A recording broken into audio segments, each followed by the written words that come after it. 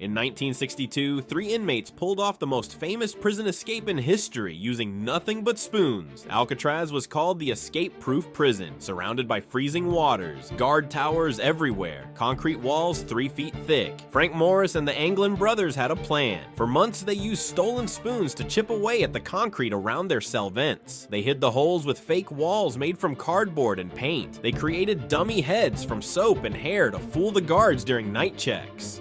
On June 11th, they squeezed through the holes, climbed to the roof, and disappeared into the night. But here's the genius part. They had built a raft from raincoats, crafted life vests from stolen materials, everything designed to survive the dangerous waters around Alcatraz. The FBI searched for 17 years, found pieces of their raft washed ashore, but the men vanished completely. Were they the only prisoners to ever successfully escape Alcatraz? Or did the cold waters claim 3 more victims? The mystery remains unsolved.